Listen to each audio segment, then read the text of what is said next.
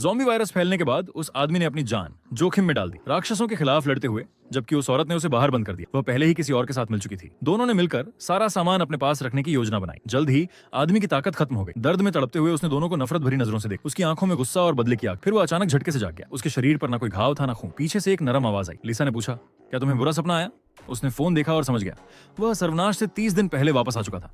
उसके सामने खड़ी थी वही गद्दार अधीनस्थ आदमी। मुश्किल से अपना गुस्सा रोक पा रहा था। उसे पता था कि उसे जल्दी से सामान जमा करना होगा। उसने बहाना बनाया और तुरंत निकल गया। वह अपनी उलझन में पड़ी, अधीनस्थ को पीछे छोड़ गया। उसे 30 दिनों में अभेद्य ताकत चाहिए थी। उसे चाहिए था ढेर सारा सामान और हथियार, लेकिन सबसे पहले उसे बहुत पैसे चाहिए थे।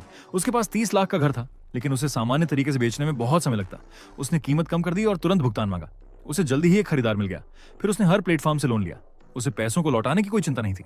जल्द ही दुनिया अराजकता में डूबने वाली थी। लोग रोटी के एक टुकड़े के लिए एक दूसरे को मार देंगे, तब तक पैसों की कोई कीमत नहीं बचेगी। उसे बस सब कुछ अपने किले तक पहुंचाना था। अब तक उसने 90 लाख कैश जमा कर लिया था। उसे एक विला मिला जिसमें बड़ा बेसमेंट था। उसने खुद को फिल्म प्रोड्यूसर बताया जो शूटिंग लोकेशन ढूंढ रहा था। उसने 2 महीने का दोगुना किराया दिया। मालिक खुशी खुशी चाबियां दे गया। आदमी तुरंत बेसमेंट में भागा। वहां 400 वर्ग मीटर की जगह थी।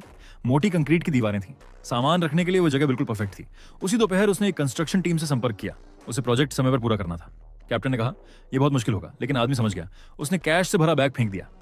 कैप्टन ने सवाल पूछना बंद कर दिया। बेसमेंट के अंदर चिंगारियां उड़ने लगीं। बाहर के लोग सिर्फ एक फिल्म सेट देख रहे थे। उन्हें नहीं पता था कि सर्वनाश आने वाला है और उनके नीचे एक किला तैयार हो रहा था। सप्लाई प्लान आधा पूरा हो चुका था। बेसमेंट का प्रवेश बहुत चालाकी से छिपाया गया था। किसी को अंदाजा भी नहीं था कि शेल्फ के पीछे एक वोल्ट छिपा है।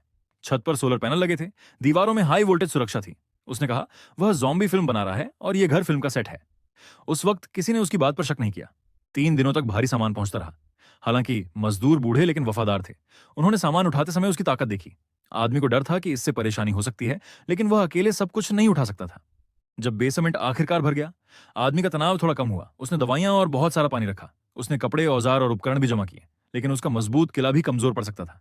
इसलिए उसने भागने का रास्ता तैयार किया। गैरेज में उसके पास 2 ऑफ रोड गाड़ियां थीं।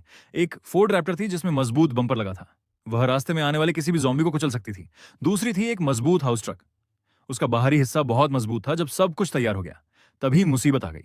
राष्ट्रपति का बेटा स्टीवन लड़ाई करने आ गया। कारण यह नहीं था कि उसने सेठ पर इतना पैसा खर्च किया। स्टीवन गुस्से में था क्योंकि उसने लिसा को बाहर रखा था। साफ था कि स्टीवन लिसा का दीवाना था। आदमी को अपना सही मौका मिल गया। उसने खुद को कमजोर दिखाने का नाटक किया।